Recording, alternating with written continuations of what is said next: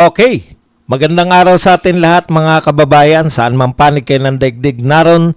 Dito na naman tayo sa another episode ng ating vlog sa Badong Aratilis po. Pag-uusapan natin, ito po, no, yung palpak po na pagtatanggol ng BBM vlogger. Nagpunta po ng Ilocos para pabulaanan itong binabalita ng isang expose yung mga palpak.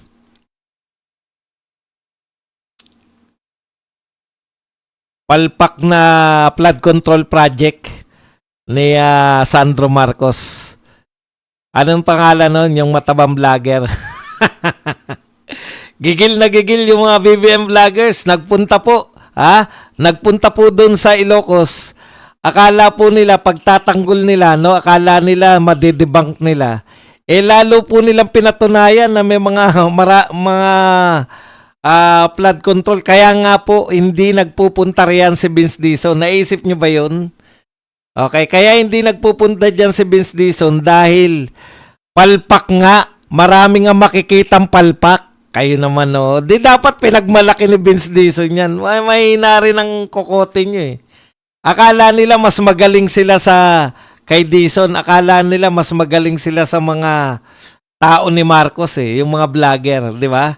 Okay, pag-uusapan din po natin, ito po si Risa Ontiveros, talagang deklarado na tatakbo. At saka yung banat po ni Dr. Mata, kilala naman natin si Dr. Mata, kasama siya sa Duterte.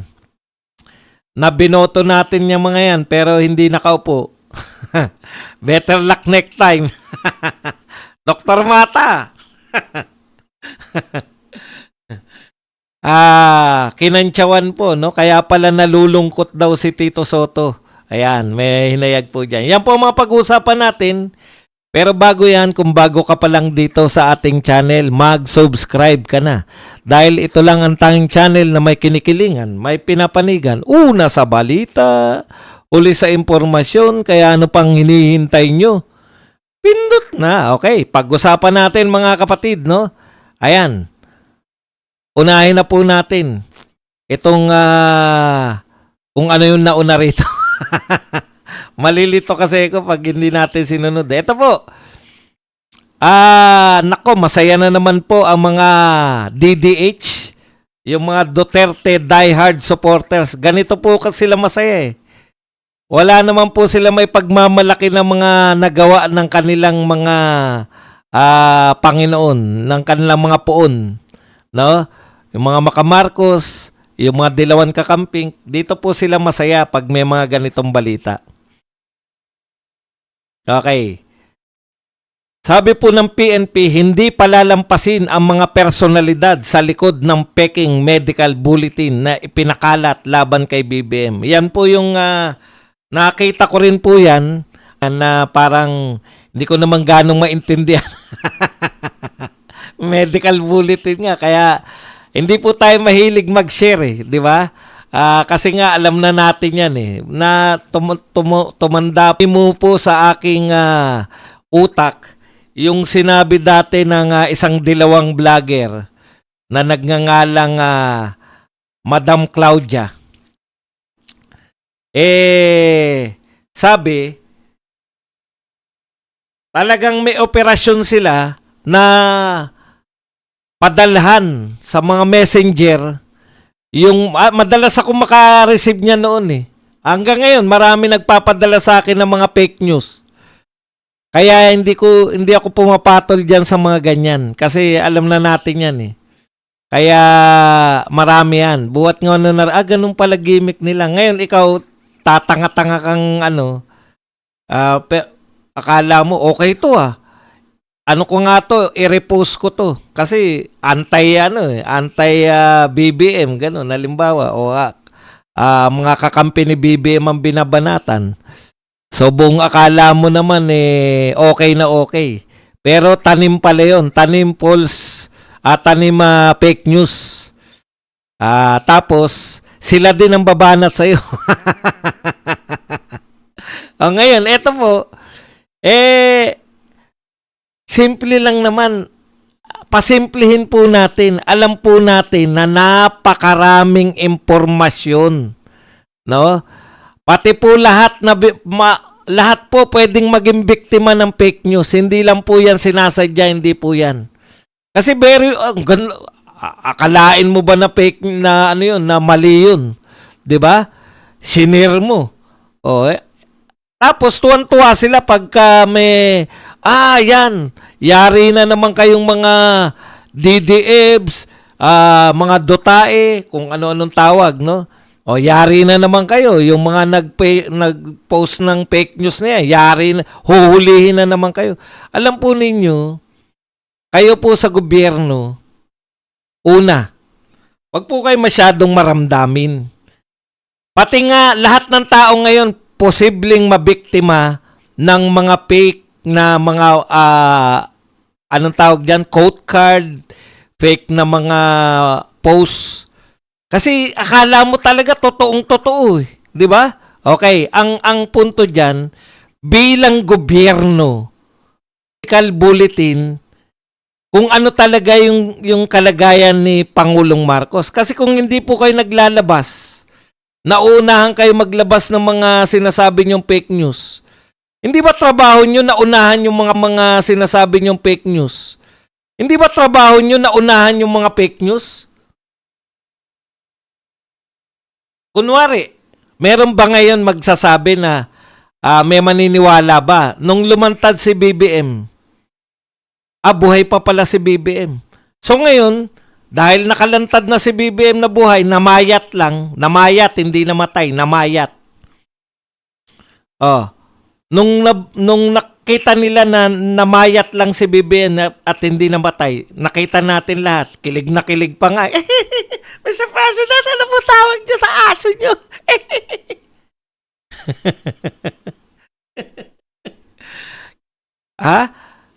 Kilig na kilig pa nga nakausap ni Auntie Claire si BBM. Mr. President, ano po tawag niyo sa aso niyo? Mr. President, balita ko na nag-iinip kayo.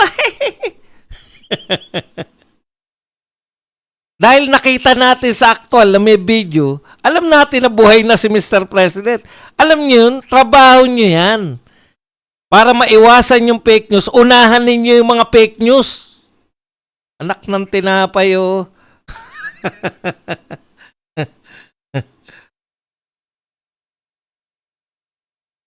Pangit talaga yung audio. Yan yung sinasabi natin, eh.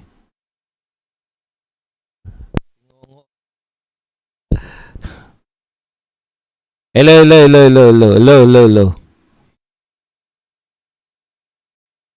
Mahina nga kasi internet, eh. Sira ba? Sira ba audio natin? 2.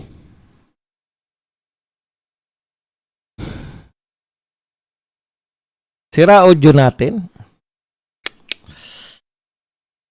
Dimiretso na lang kaya ako sa ano?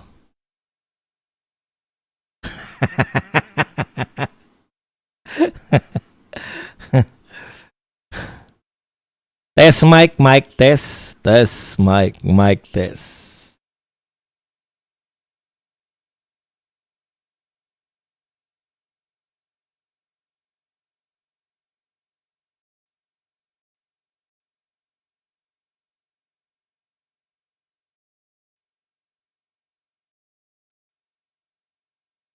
Test mic test.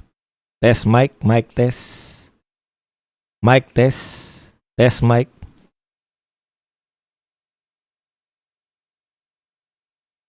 Hello. I don't know. Wag yung pwede na. Kailangan yung talagang malupitan, hindi po pwede na. Dapat pwede.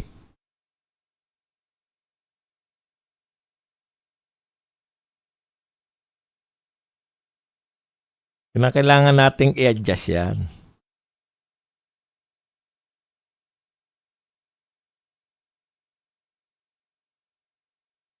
O yan, okay na ba?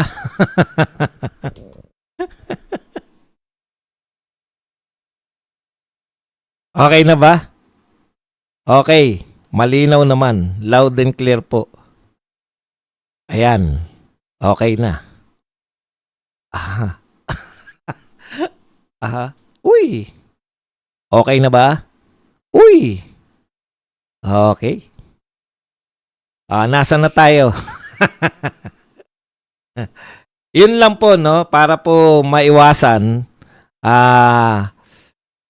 Para po maiwasan.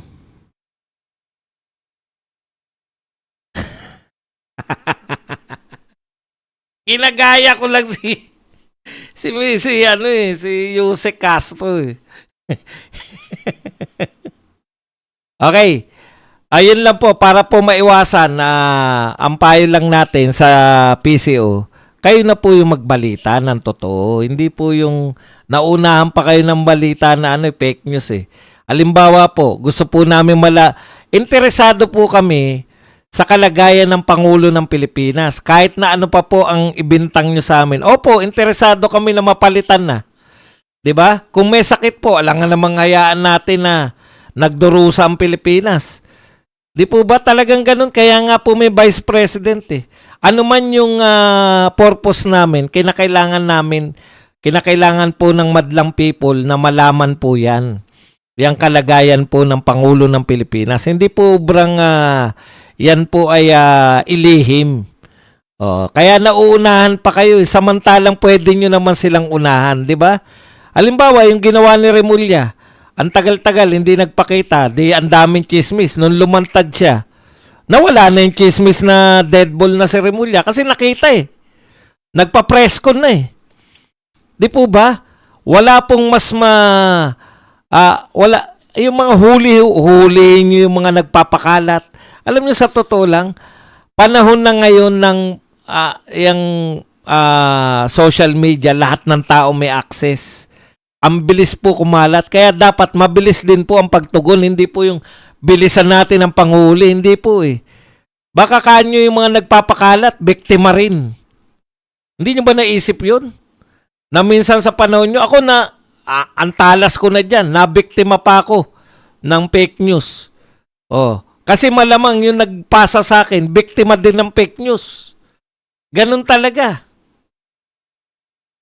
Kaya nga nagsusorry pa sa dahil fake news pala yung nasabi natin. Mag-sorry tayo. Okay, eto naman po. Si opposition leader. Una, Ontiveros. Mahiya naman kayo. Alam nyo ba ibig sabihin ng oposisyon? Umu-oppose kayo, nag-o-oppose. Kayo ang opposition, kayo ang taga-oppose. Tama po yan, hindi po masama yan.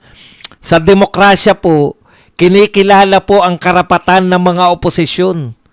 Ang problema sa inyo, Ontiveros, lagi nyong kiniklaim, yan kayo mga dilawan, ang hilig nyo mag-claim na oposisyon kayo. Hindi naman kayo nag-o-oppose sa pro-government. Pro-admin naman kayo. Sa lahat ng oposisyon, kayo yung hindi bumibira.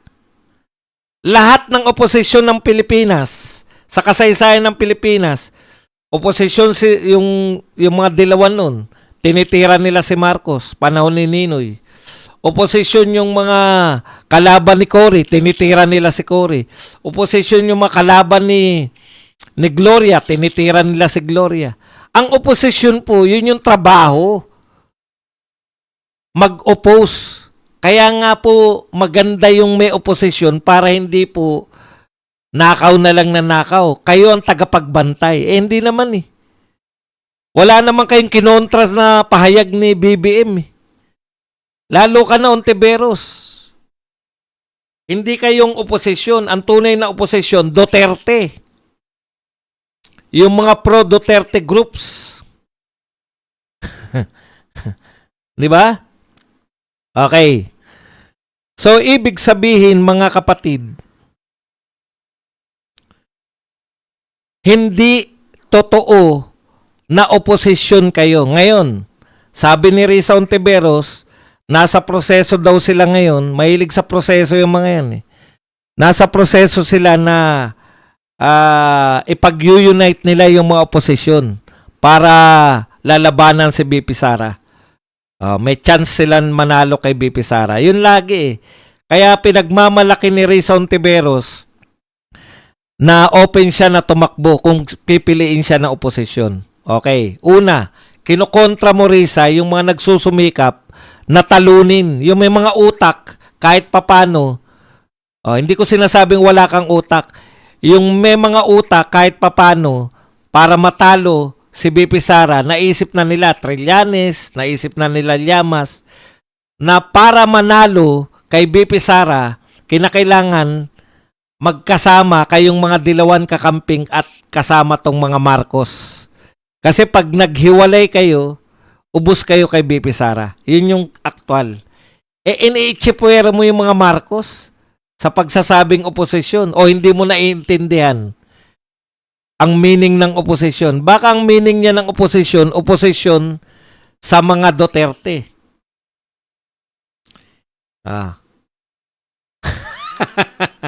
Ang akala niya raw na oposisyon yung pumuposisyon. Tignan nyo ha. Eto po, may bagong pahayag na naman to si Llamas. Bago tayo pumunta riyan kay doon sa vlogger. Ayoko magpakita ng video kasi maka-copyright strike tayo dyan eh. Okay, eto po ang sabi ni Llamas.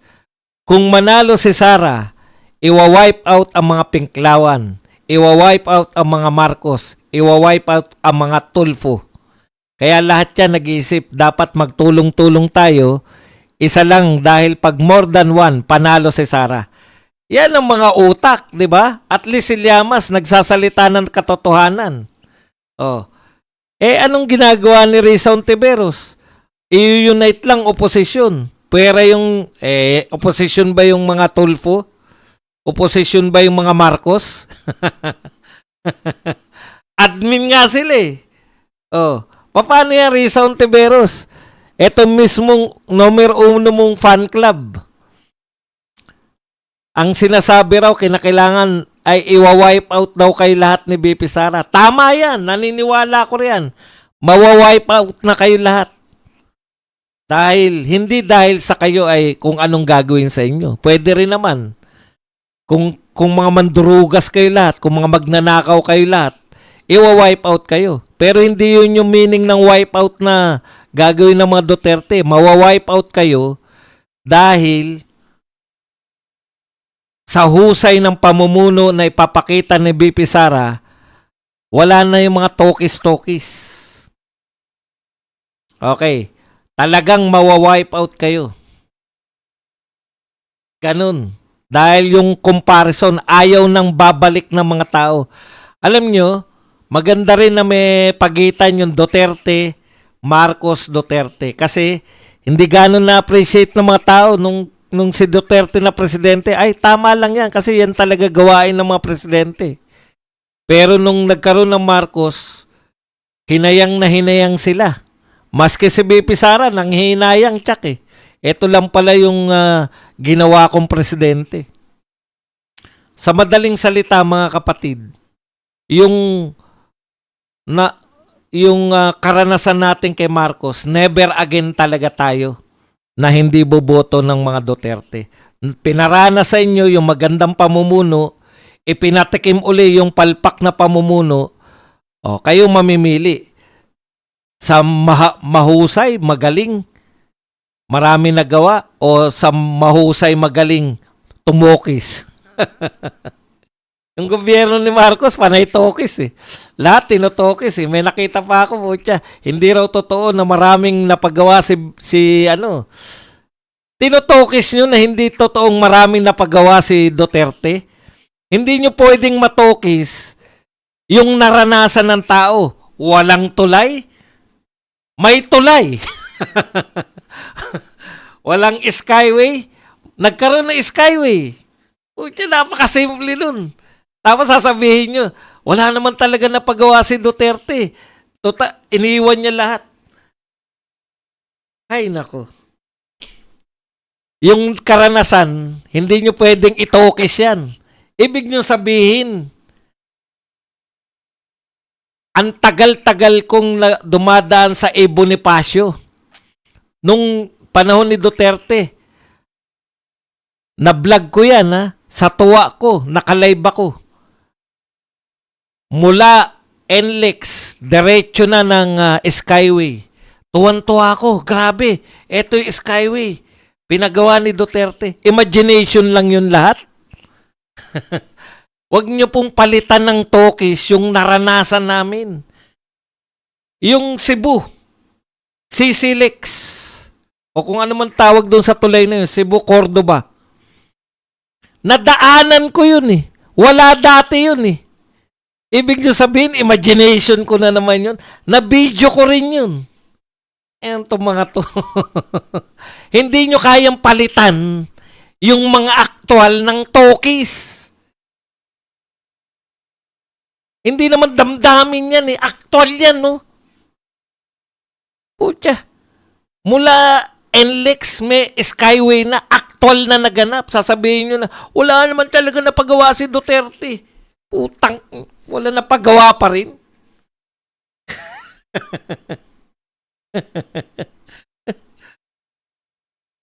Aktual yung nakikita namin. Dolomite hanggang ngayon buhay na buhay. Wala naman napagawa eh. Talo pa rin yan lahat. Napagawa niya ba Esplanade? Yun ang pinakamatindi sa lahat, Esplanade. Puta, kala mo naman napakalaki ng Esplanade eh. Yan na wala kayong Esplanade. Di talaga maiisip yan. Ano ba naman yun? Hindi, ang Esplanade, dekorasyon. Dinecorate lang. Yun na yun. Tao to.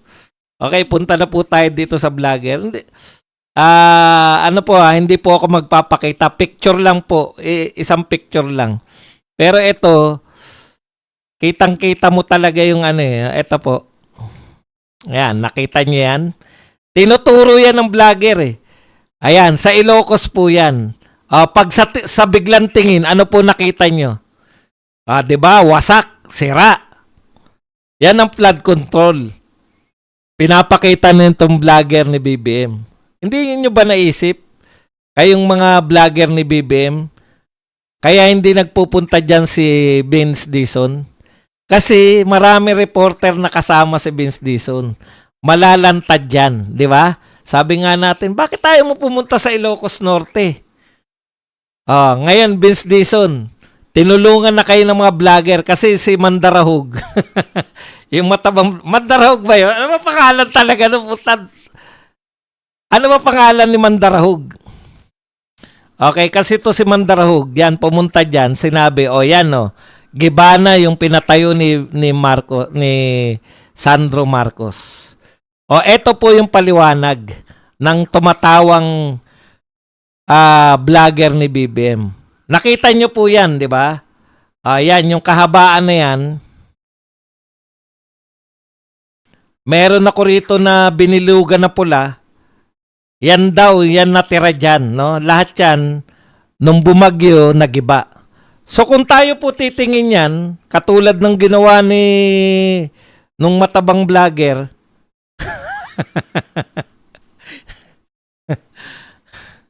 Jesus Duque, yan. Si Jesus Duque, palpak, di ba? Siyempre, palpak naman talaga eh. Sino po magsabi na hindi palpak yan? Palpak talaga yan. Pero ito paliwanag niya dyan eh. Lahat daw yan gawa ni tatay niyong karton. Proyekto yan ng tatay niyong karton. Bakit may natira daw? Yan yung pinagawa yung natira na yan yung pinagawa ni Sandro Marcos. Kita nyo naman, lahat ng proyekto ng tatay niyong karton, nagiba na. Pero yung pinatayo ni Marcos noong 2025, okay pa.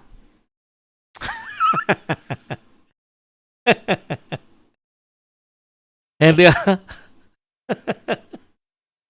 Ang tindi ng paliwanag, no? Iniisip ko nga, pag yung audience mo, mga loyalista lang, talagang palpak talaga. Palpak talaga yung palpak talaga si Duterte kasi tatay mong karton ng tawag nila, di ba? Tatay mong karton, palpak. Yun yung gusto yung palabasin eh. Dahil yung daw flood control na yun, proyekto yan ng tatay mong karton. Yung natira, yan yung proyekto ni ni Sandro Marcos. Antibay.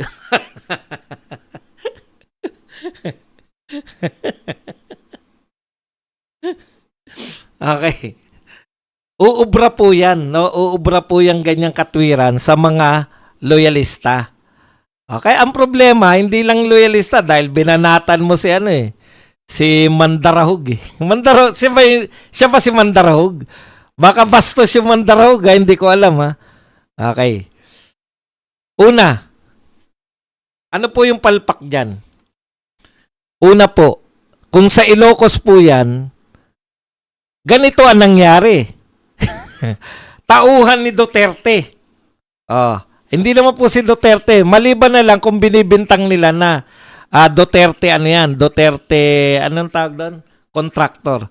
Halimbawa, contractor ni Duterte. Ayan ha. Ang aminado sila, kasi ako, nahihirapan akong itapik tong si Duque. Ang problema ko kaya na itapik yun, baka naman hindi sa Ilocos yun, di ba? Ayan yun eh. Iniisip ko po, sino mag-ano na sa Ilocos yun? Ikalawa kung yung Punaron.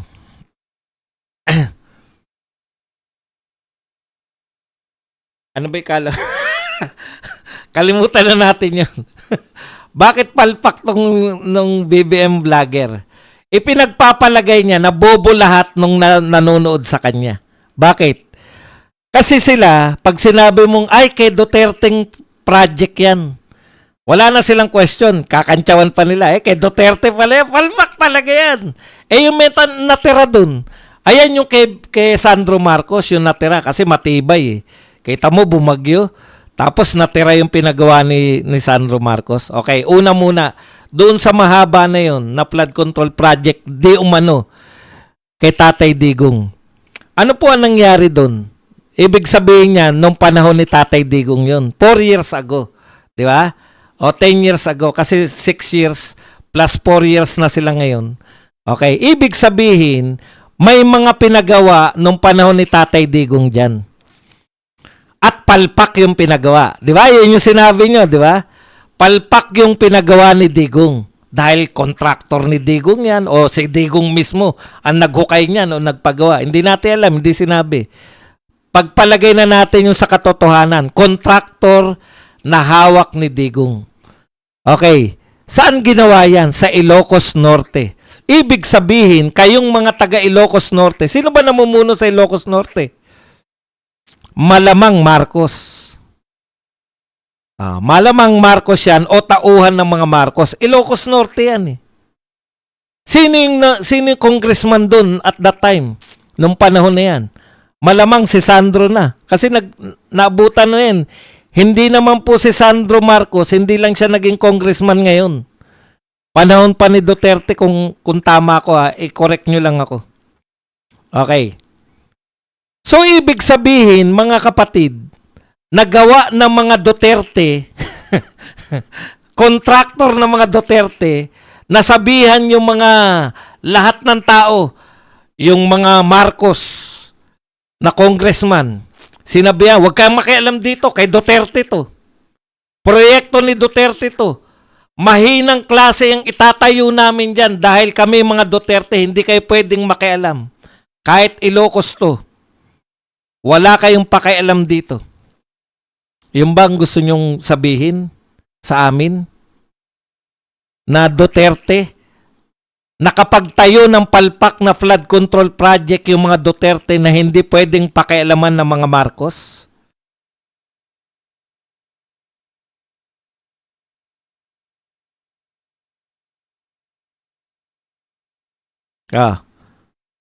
Sagutin nyo. Hindi nakikialam yung mga Marcos sa pinatatayo ng Duterte. Palagay na natin yung sinasabi nila, tatay mong karton yan, nagpagawa niyan. Ibig sabihin, kayong namumuno, kahit palpak yung pinatayo, wala kayong pakialam? Ganun ba mamuno yung mga Marcos? Kahit palpak na nagpatayo, basta, ay Duterte yan eh, hindi kami makikialam dyan. Ganun ang uri ng pamumuno nyo. Kaya pala, sa Pilipinas ngayon, ganun din yung ginawa ng tatay eh. Maraming mga ghost project. Sino sinisisi?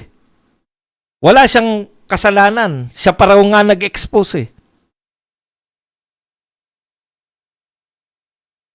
Kaya nga, tapos ngayon, pinagawa daw ni Sandro Marcos noong 2025. Yun yung natira, yung pinagawa. Ibig sabihin, aminado siya, pinagawa na ni Sandro Marcos. Hindi nakita ng mga engineer ni Sandro Marcos o ng mga tauhan uli ng mga taga Ilocos, napalpak na yung ibang parte. Ibig sabihin, may nagiba siguro. Yun lang ang ginawa. Ganun po ba? Hindi po ako engineer ha. Nakita nyo na po na may parte na nagawa. Ibig sabihin, okay lang sa inyo na hindi gawin yung mga siraing parte. Yung parte lang po na nagiba, yun lang ang gagawin ni Sandro Marcos. Yun lang po yung tinibayan. Magiba man uli yan, ganun po ba magpagawa ang DPWH? Per peraso? Nakita po nila, hindi na sound structure. Walang mga bakal siguro o yung mga semento ay kayang durugin sa pamamagitan ng kamay. Ibalik ko lang po yung picture para po ano natin masarapan tayo ng konti. Uy, ano nangyari na sa akin? Hey.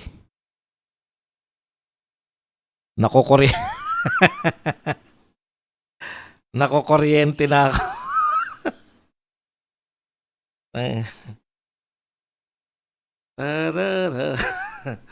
Uy, padongs. Ano na nangyari sa live mo?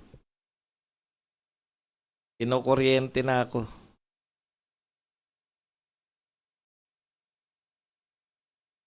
Ayun. Nasapian na ako. Ayan po. O, ayan, balik lang natin. Ibig sabihin, eto pong parte na walang semento, hindi po pinakialaman ni Sandro Marcos. Yan, sa paliwanag to ng BBM Vlogger yung natira daw, yan lang yung tanging proyekto. Pwede po pala yung ganyan. Na eto pong nagiba o hindi matibay, eto po lang ang titibayan dahil eto lang yung proyekto ni Sandro Marcos. Yan pong mayroong kulay pula na binilugan ko. Yan lang yung tinibayan dahil yan lang yung proyekto. Ganyan po ba magtrabaho yung DPWH po talaga? Yan po yun. Yan po yung gusto niyang ipagtanggol. Tawa siya ng tawa. 4 na taon na ang presidente nila, ganyan pa rin ang katwiran. Yung nasira naman na yan, hindi naman kay BBM yan, hindi naman kay Sandro Marcos yan. Yung nasira, kay Duterte yun. Etong gawa pa, yan yung kay Sandro Marcos. Ibig sabihin, pagkatapos nito, may nasira na naman, kay Duterte na naman. Yung natira na naman dun, kay Marcos na naman. Di po ba? Etong mahaba na to kay Duterte, tapos kay Sandro Marcos to. Yung hindi na nagiba. Tapos yung nagiba na naman. So, pinagitnaan ni Sandro Marcos yung mga nagigiba. Hindi po ba dapat ang ginagawa ng mga engineer, lahat na yan palitan kung palpak na? O, syempre, hindi aminin nyo ng vlogger kasi hindi naman hindi naman siya engineer eh. Hindi niya alam na hindi pa pwede yun eh. Kaya hindi pumupunta dyan si Vince Dizon dahil marami pong ganyan. At kasama niya po mga reporter. Yung mga reporter po magtatanong sa kanya, bakit po may mga nagibang flood control dito sa Ilocos? Ito na lang ang tanong pa, isa pa. May nakita ba yung DPWH, ICI at lahat ng mga tao sa gobyerno, may nakita ba na ganyan sa Davao City? Wala. Walang ganyan. Ibig sabihin, pagdating sa Davao, matino ang mga kontraktor, biglang gagandahan nila dahil Davao City yun. Kontraktor din ni Duterte yun, sabi nyo. Bakit kontraktor ni Duterte sa Ilocos kayang magbawas ng semento? Kayang hindi maglagay ng bakal? Bakit pagdating sa Davao City, walang nagigiba, maayos lahat ang naitayo? Bakit kaya? Kasi nanakot yung kontraktor ni Duterte sa Ilocos. Sino po naniniwala sa inyo na kontraktor ni Duterte, wala silang pakialam yung mga taga Ilocos, walang pakialam yung mga Marcos doon sa kontraktor na nagtatrabaho sa kanila?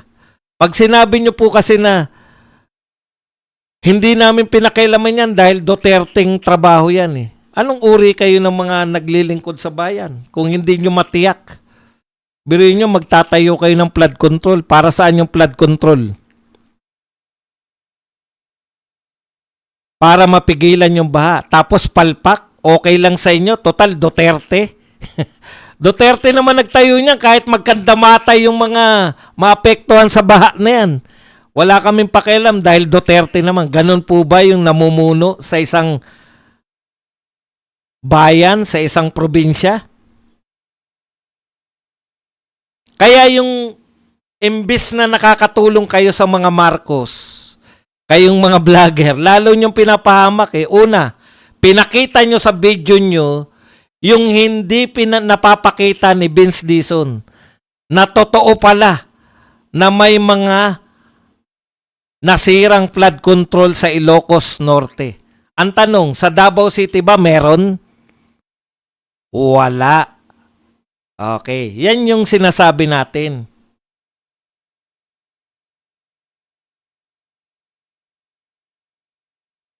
Yun na nga po eh. Kita nyo yung pinapaliwanag nyo, ayon pa yan sa sinasabi ng vlogger nila. Yun na lang, hindi mo papaniwalaan nyo. Yung natira daw kay Sandro Marcos, lahat daw na nagiba. Namimili kasi yung yung baha kasi, at saka yung mga natural na namimili. Ay, Marcos yan. Marcos nagpatayo niyan, iwasan natin. Paano pag nagiba yung pinagawa ni Marcos? Kasi lupa na yung katabi. Paano kaya yun? Ang maniniwala lang ng paliwanag nyo na yan na walang kapalpakan yung mga Marcos sa nagigibang mga flood control dyan sa Ilocos. Walang hand yung mga Marcos, walang hand yung kanilang congressman, ay yung mga katulad ninyo, yung mga loyalista. Pero yung mga tao, pakitaan, grabe, wasak-wasak. So, sino yung paniniwalaan yung vlogger? Yung vlogger na mataba, si Duque, yung vlogger na karton ng karton.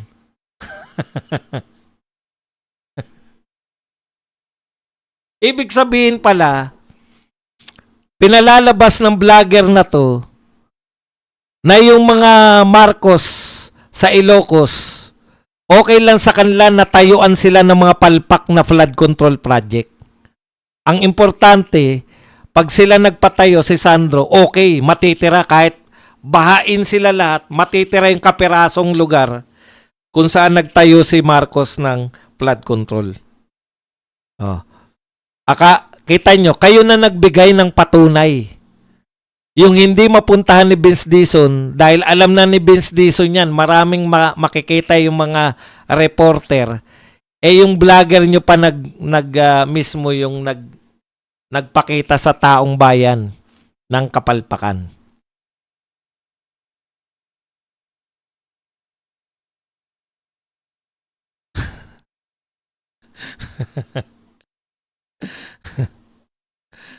Sandro, paliwanag mo, paano nangyari na yung pinatayo mo ay okay pa rin? Yung mga hindi mo pinatayo, yun yung nagiba. Antindi. Dapat dinamay mo na. Ilocos. Hindi na ba Ilocos yung mga nagiba?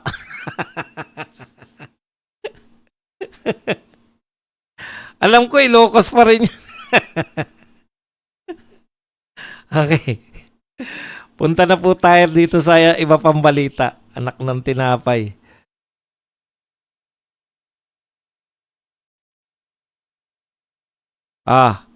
Eto pa mga balita. Yung iwa-wipe out. Sabi mo, teka, balikan lang natin si Llamas. Akala ko ba Llamas? Sabi mo na humihina na yung suporta. Eto mga katwiran ni Llamas bakit humihina noon? Ilang ano lang to, wala pa isang buwan yata to eh. Bakit daw po nagde-decline na yung political support? Sabi niya, nagde-decline na yung political support sa mga Duterte. Una, erosion of OFW base. 'Di ba sabi mo, ikaw mismo nakasaksi. Dati raw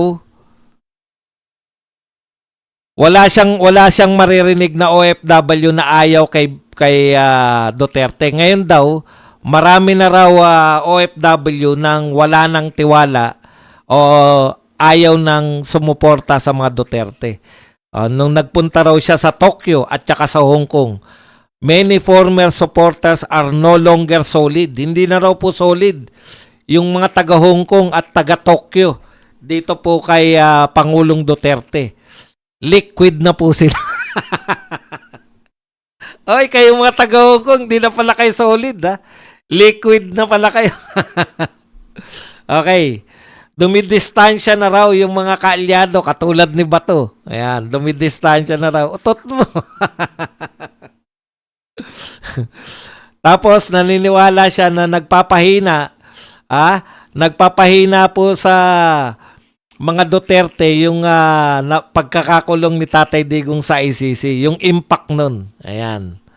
Okay, tapos kahit daw mataas si BP Sara, ay pwede pong matalo yan dahil si Jojo Binay ay ang taas-taas din daw ng survey, natalo din. Yan di ba? Ang galing Okay. Tapos ngayon, sasabihin niya, kinakailangan natin magsama-sama lahat. Ano ba talaga, Llamas? Mahina ba talaga na Duterte o malakas pa rin? Kasi sinasabi mo, mahina na Duterte. Punta nga ako ng Tokyo tsaka Hong Kong Hindi na sila solid dun. Liquid na ba sila? Hindi na solid Duterte. Liquid Duterte na ba kayo mga taga Hong Kong?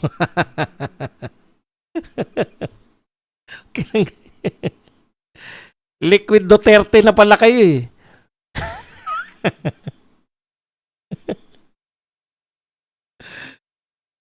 Okay. Patawan po pa.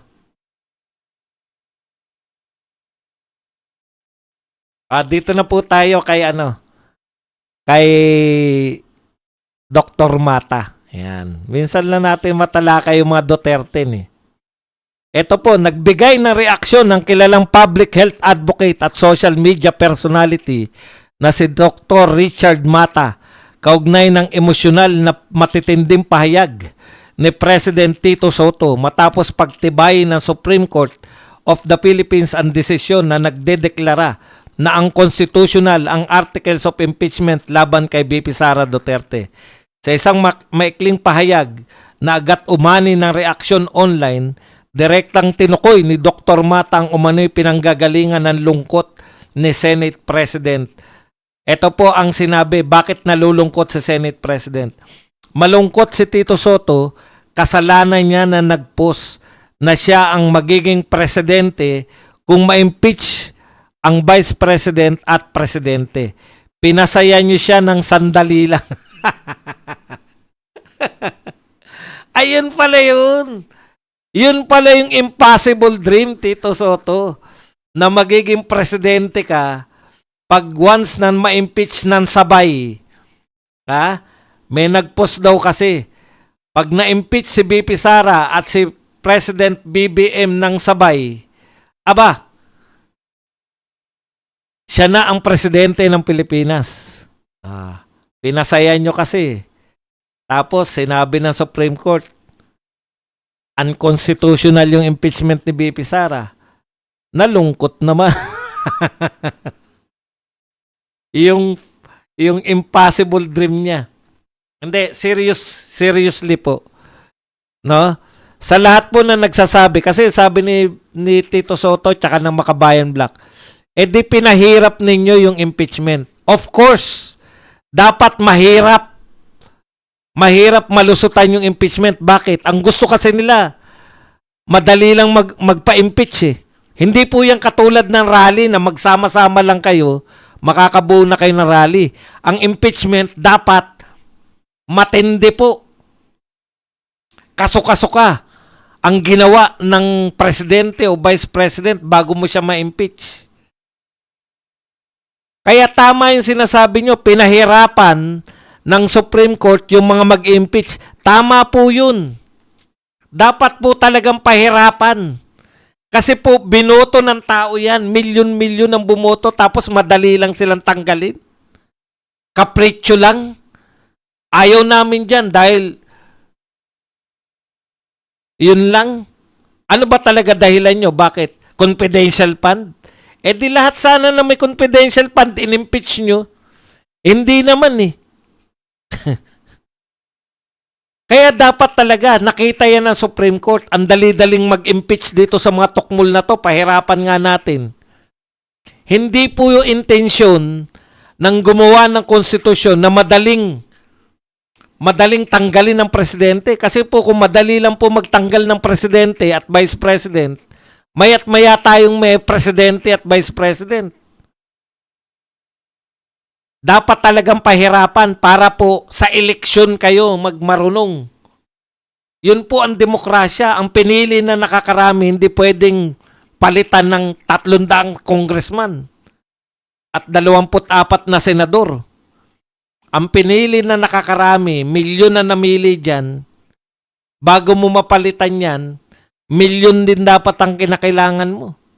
Nagsasabi na pinahirapan ng Korte Suprema, dapat lang. Dapat nga yung mga nag-aakusa ng walang batayan, dapat yun ang ikulong eh. Kasi biruin mo, abalahin mo presidente at vice president, papatin mo ng hearing. Tapos walang kakwenta-kwenta naman yung ginawa nyo. Nakita na kasi nila yan na ginawa ninyo kay Corona. Pinagkaisahan nyo si Corona, tapos natuklasan wala palang kasalanan, deads na. Baka nga yung dahilan ng pagka-deadball niyan dahil dun sa impeachment eh. Tinanggal nyo sa pwesto. Biruin nyo yun.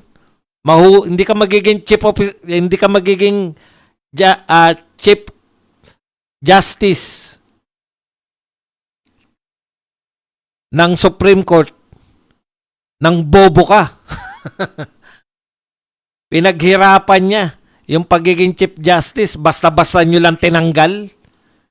Kahit sino, mamamatay sa sama ng loob.